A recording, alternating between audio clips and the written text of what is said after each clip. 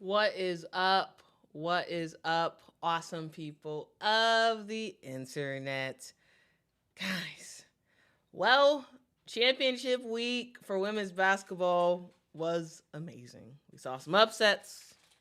We saw some players step up and step out. And yeah, we did see some blowouts as well. Quit in the morning starts right now. Are you ready? Are you ready? Are you ready? Ready, set, go.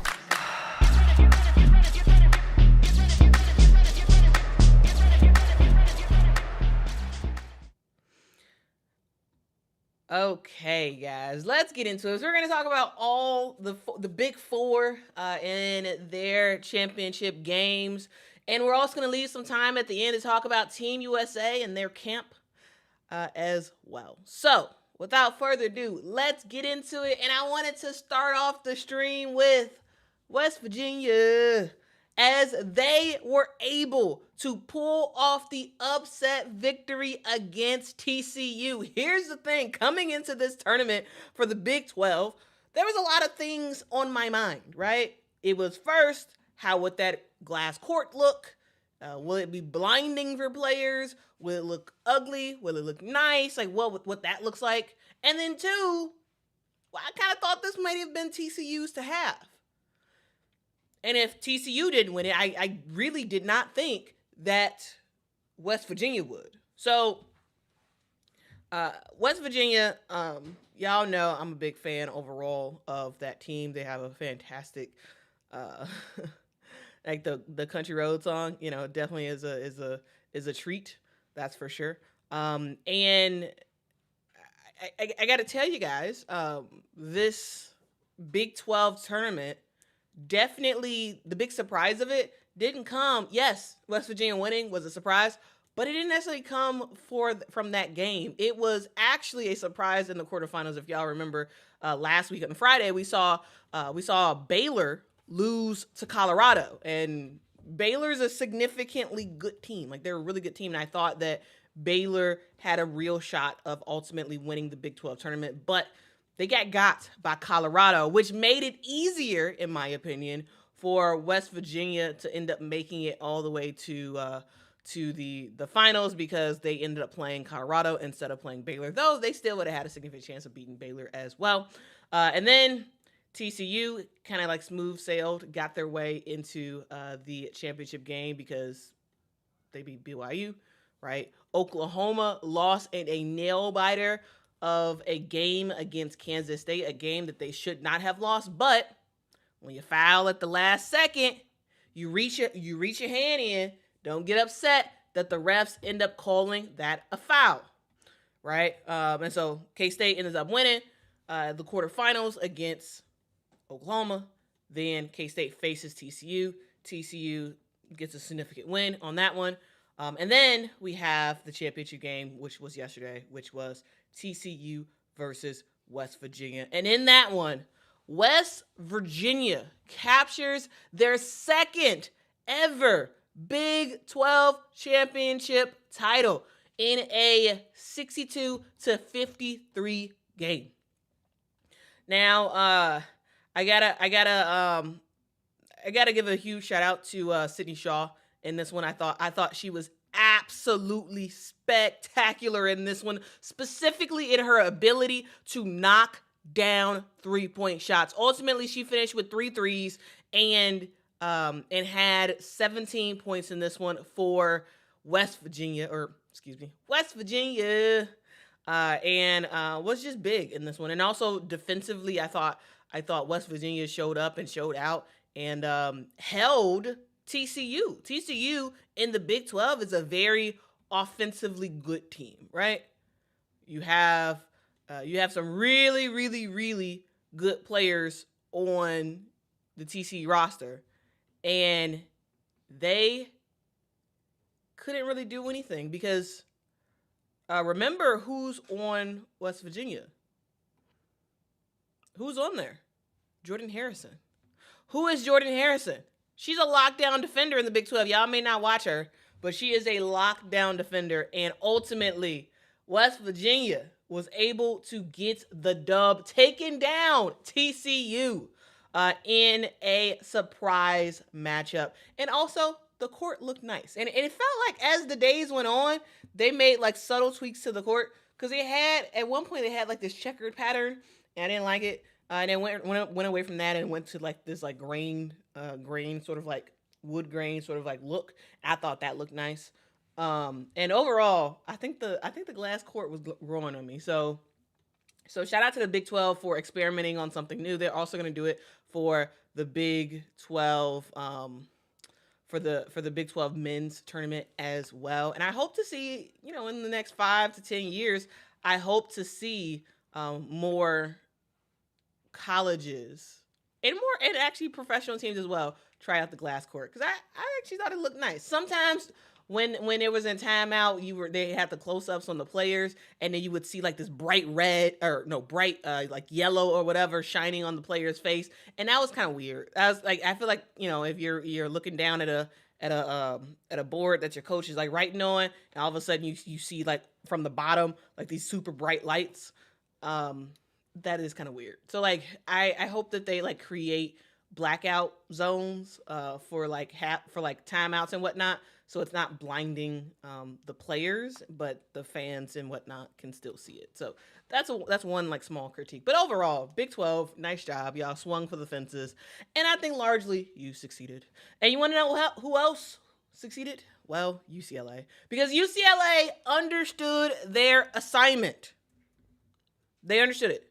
It was get yourself to the NCAA championship game and remind everybody that you, in your mind, are the true number 1 seed.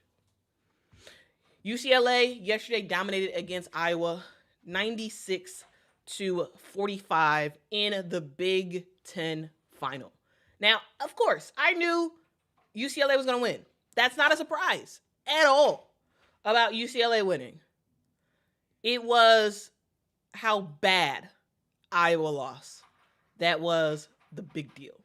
That was the biggest deals in this game, was how bad they lost. It wasn't like, okay, 20-point game, not a big deal. Yes, we know UCLA is a really good team, but for the number 2 team in the country to take down the second best team in the Big Ten and not win by 20, not win by 30, but instead 96-45. It was insane, guys. And people still want to talk about how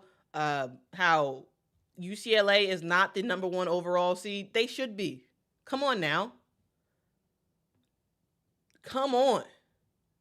I just think that there are some serious conversations we need to have in women's college basketball, which is now, the abbreviation is now WCBB, which, did y'all know about that? I just kind of realized that this year, and specifically this calendar year, because I'm starting to see that a lot, and I'm just like, what is WCBB? What is that? And I guess now that's women's college basketball, which does make sense, right? However, we've used NCAAW for women's college basketball for forever. And while that didn't make any sense, you still got used to it because they used it for decades. And it didn't stand for, and people were talking about, hey, it stands for, that stands for other things. It never stood for anything other than women's college basketball. And like, if it was gymnastics, they would do like Gym S or whatever, to abbreviate gymnastics for like the ticker and whatnot. Like they would find, or they'd find other ways to signify the other women's college sports. Same thing for NCAAM. Always stood for men's college basketball. It didn't stand as a catch-all for all men's college sports. And so, like, yes, it does make sense, but also, who made that change? And why didn't I just find out until like this calendar year? Like I don't know. Like, And has this change been happening for a while? And I just noticed. Let me know. Let me know in the comments. Anyway, UCLA slaughtered Iowa 96-45 in Gainbridge Fieldhouse. And here's the deal: UCLA has 31 wins, 0 losses. Yes, they are technically not undefeated, but this team has faced so many top teams in the country that I don't like the idea that they might not be a number 1 overall seed. Because here's the deal. Let's talk about it. Side by side, UConn, UCLA. UConn right now is the number 1 overall seed, and UCLA is number 2. They're still a 1 seed, but like number 2 on that list. Here's the thing. Let's go UConn. They're 33-0. No losses. They never lost this year, right? UCLA 31-1. And if you all don't remember, that one loss they had was to Texas in Las Vegas for the Thanksgiving tournament. All right, that was their one loss. Okay, so 31-1 versus 33-0, and you may say, okay, 33-0 wins all day long. But let's talk about it. The strength of schedule for UConn, now a part of that is not their fault because they play in the Big East, but still, the strength of schedule for UConn for this entire season is 28. That's their strength of schedule. Strength of schedule for UCLA is 4. 4. The fourth toughest schedule in women's college basketball was UCLA. UConn was 28. Okay, you want to go further? Okay, UConn had 8 quad 1 wins. 8, meaning 8 wins against what they consider the higher tier level of teams. UCLA had 18 quad 1 wins. And so, truly, yes, UConn is the number 1 overall seed. I don't see that changing. However, at some point, we have to discuss this. Because you have the fourth toughest schedule. You face way better competition. 18 quad 1 wins as opposed to 8. And you still are second place in compared to UConn. Now, again, UConn's great. They are. But we got to talk about it because at some point, should some of these big time teams in the Big Ten, in the SEC, like, should they leave? Should they leave their conference and go to a easy conference just so they can just so they can have an opportunity to just so they can be undefeated? And even then, UCLA was undefeated in conference play. They lost in non-con play against Texas. And so what does it encourage them not to play that type of game next year? Does it encourage them to only play against their conference and try to do easy schedules for non-con? I'm just saying, I just think it has to matter. Strength of schedule has to matter. So it's not going to change. UConn is going to be the number 1 overall seed. They are the most talented team in the country. However, there has to be a real conversation had about it. The Big East is trash. They are.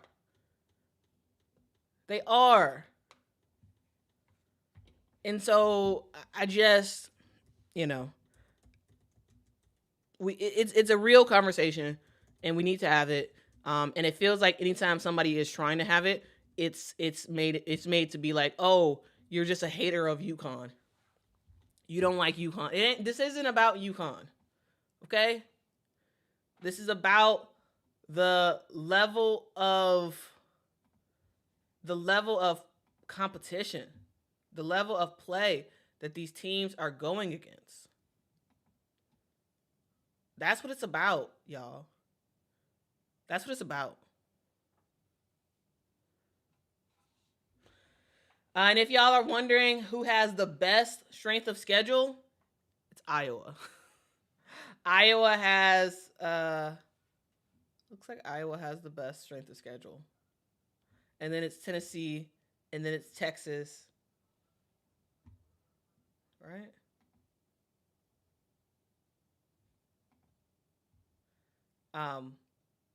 But yeah. So I just got to talk about it. It's important to talk about.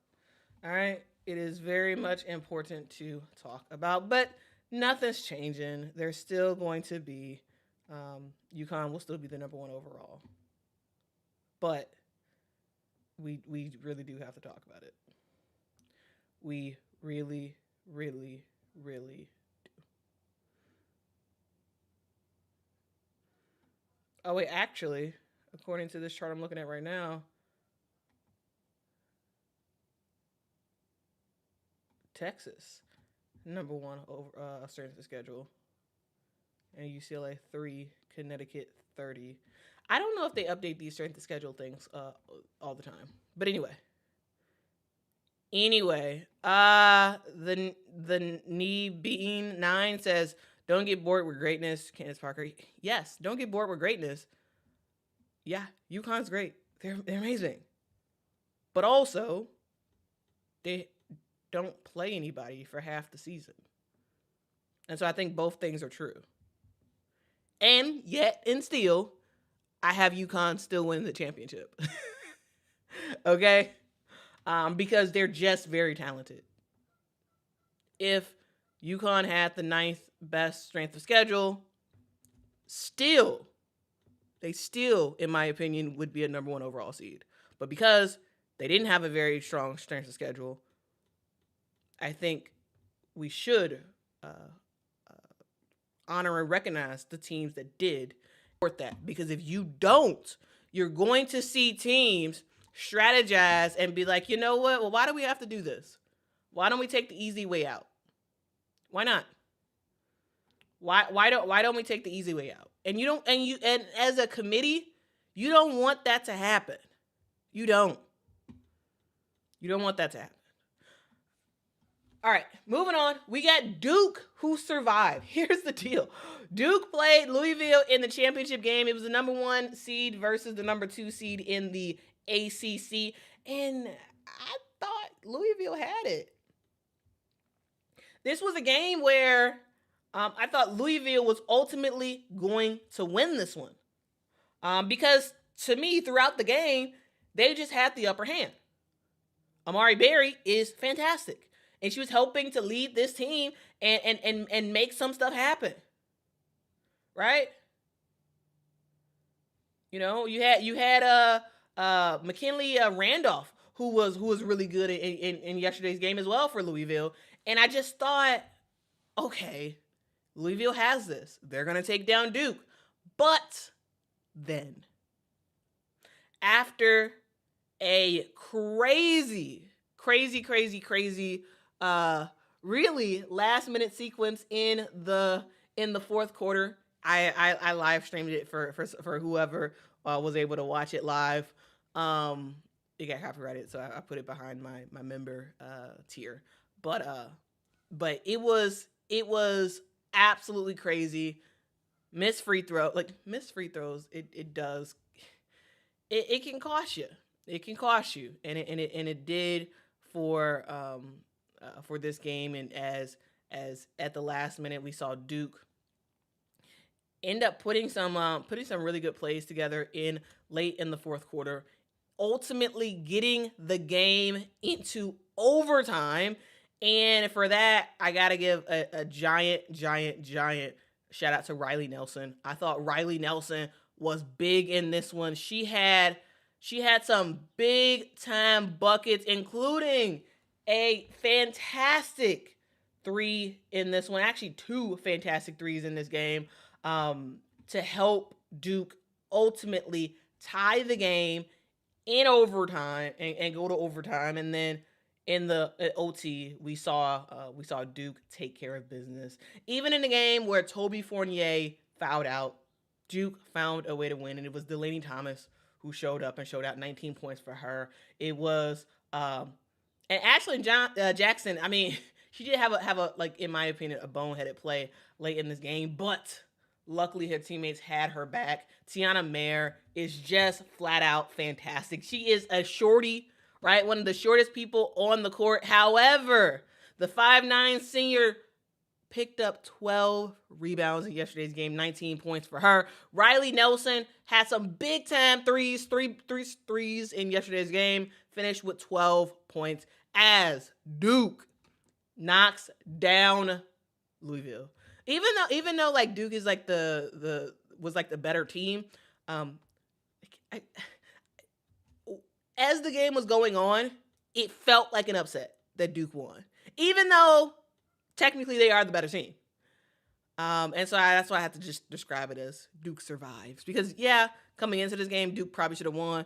But as the game was happening, it really didn't look like they had the momentum. And Kara Lawson, back-to-back ACC championships for Duke, back-to-back. And so she can talk all her stuff. She could jump up in the air and do all this stuff, because a lot of people counted her out early in this season when they lost to West Virginia, and West Virginia's 5 players. Y'all remember that story? In the ballroom, they lost to 5 players in the second half because all the other players got ejected. Y'all remember that game? And there was a question mark of what in the world this Duke team would look like. And then fast forward, that team that they lost to in that ballroom, they just won a Big 12 championship.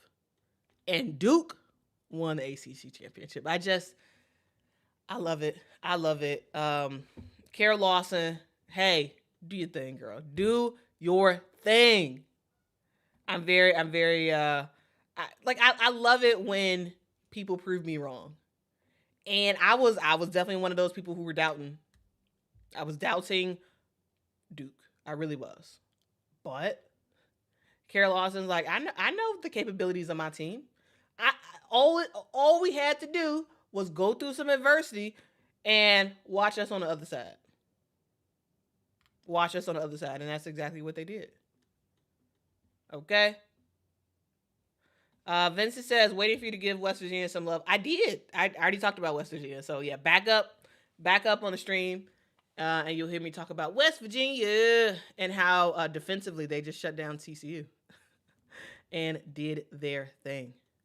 Okay? Eliza Baller says, Quita, I've never forgotten that Duke versus West Virginia game. I was so happy for both of those teams to win their conferences yesterday. Awesome. Yeah, it was wild, especially West Virginia, because I really did not think that West Virginia was going to make it to the championship game, let alone win the entire thing. So I'm just saying. All right, now on to the Texas two-step. Let's get on to Texas versus South Carolina. This game was in South Carolina, Greenville, South Carolina, a city that supposedly has a waterfall that goes down the middle of the city, which sounds really cool. I cannot wait to end up going there next year for the SEC tournament. But anyway, SEC tournament champs is Texas, and they won by their post players.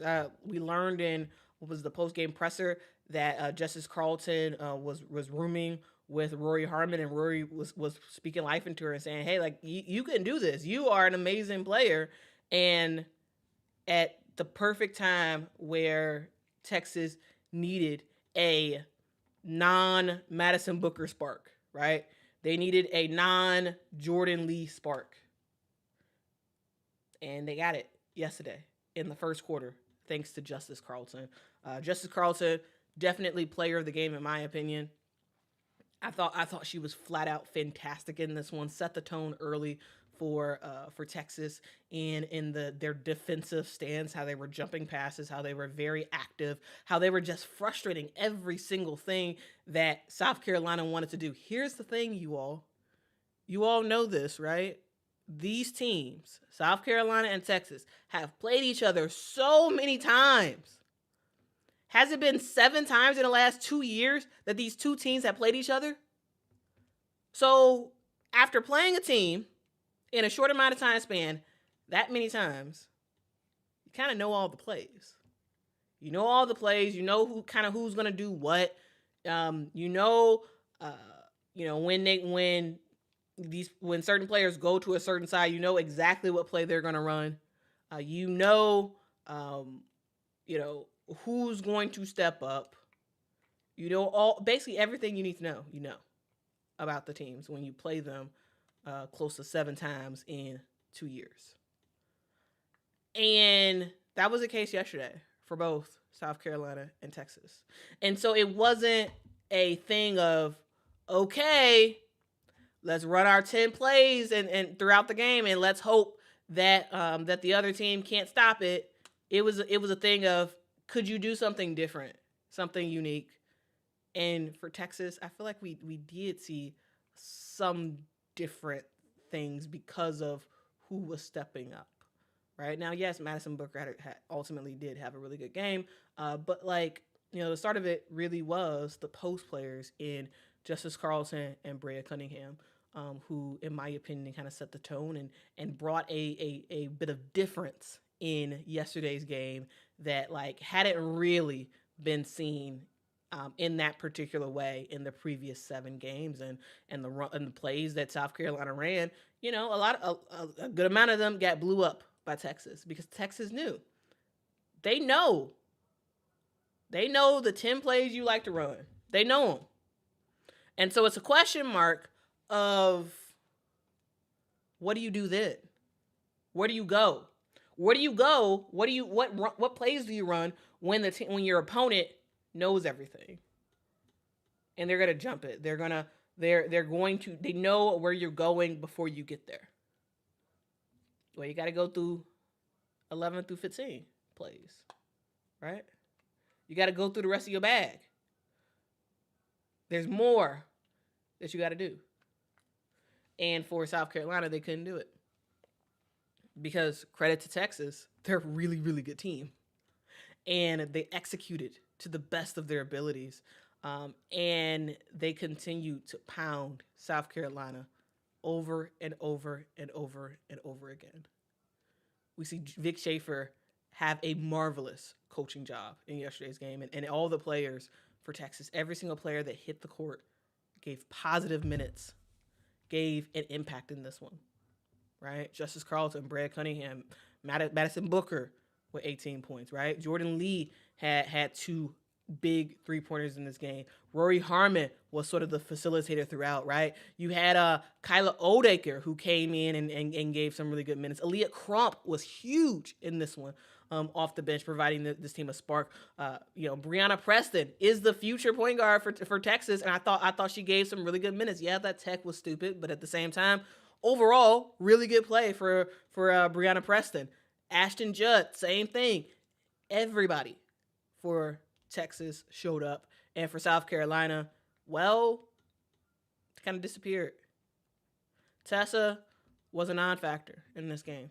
It wasn't who can guard Tessa. It was who can Tessa actually guard. Who could she guard for Texas and not be a liability, right? It was Tanaya Latson not really being able to ever really find her groove, right?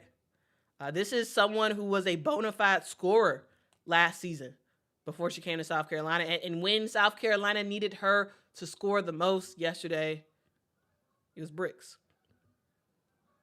Right? It was bricks. Medina was a huge non-factor in this one. And the best player, in my opinion, yesterday for South Carolina was Maddie McDaniel coming off the bench. I thought she gave a really good spark. I thought she was efficient. I thought she gave some really, really good minutes yesterday. That was your best player on the court. And she only had 10 points. Now, yes, Joyce does score more, but I put Maddie McDaniel having a better game choice in yesterday's game. And so that's where we are. And so with all that being said, with West Virginia winning, with UCLA winning, with Duke winning, with Texas winning, all of that is exciting. Rah, rah, rah. Raise the trophy.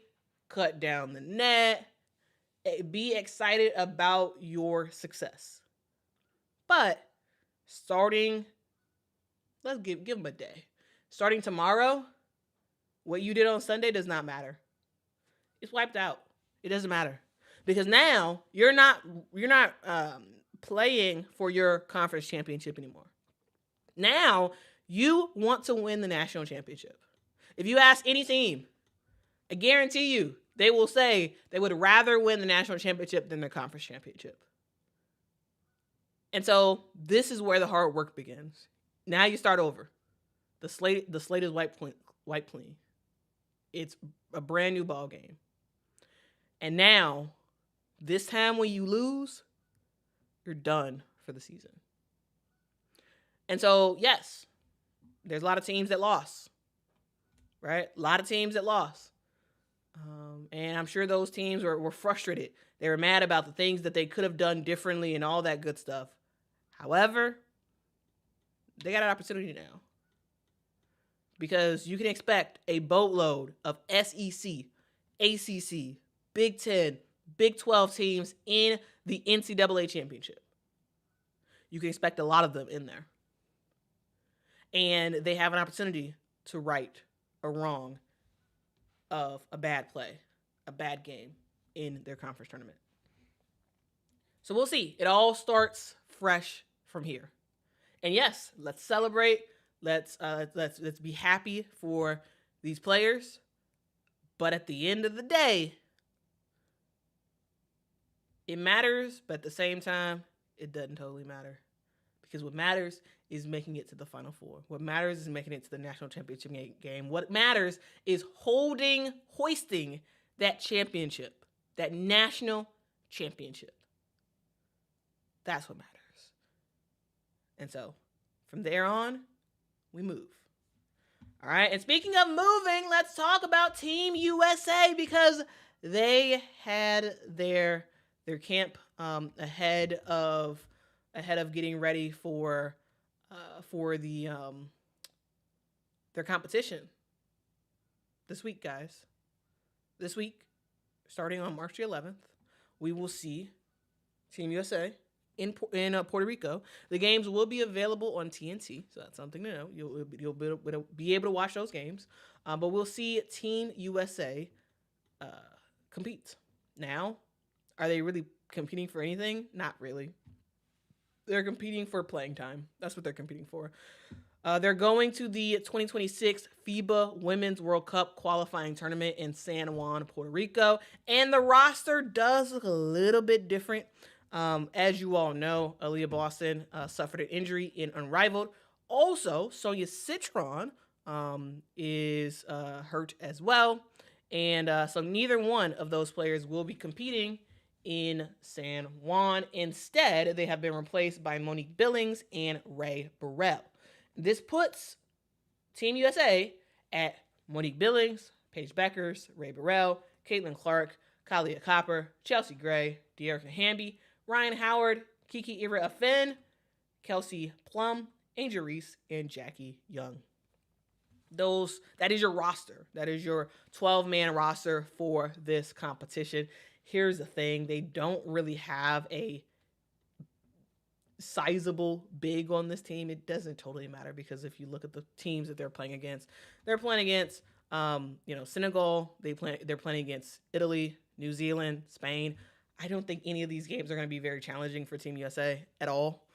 They should win all of them fairly easily. And the question mark is not really about winning these games. It's about figuring out who Kara Lawson, who Sue Bird ultimately wants on this team. This team will be, and this week she's going to be with Team USA as they compete, and then she's going to fly back to Duke to coach Duke for the NCAA tournament. So yeah, there's a little break that we have between women's college basketball, and for this week, you can kind of switch your eyes from women's college basketball to Team USA as they have these games. So it's from March the 11th through the 17th, and they play Senegal, Puerto Rico, Italy, New Zealand, and Spain. All right. We'll see what this roster has to offer. Everybody's competing for a spot on the Olympic roster, or really the World Cup roster first, and then the Olympic roster. And so this is a put up or shut up time for a lot of these players. I know it's all fun and games, and they're kikiing with their teammates and whatnot, but at the end of the day, they're in competition with all their teammates on who will be some of the remaining people for the roster. I'm muted. No sound.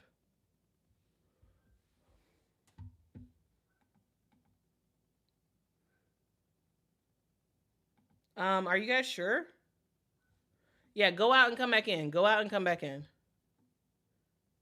Go out and come back in. All right, this is a YouTube issue, not a me issue. This is a YouTube issue. The sound is working. All right. So again, I don't know why YouTube has been having these issues.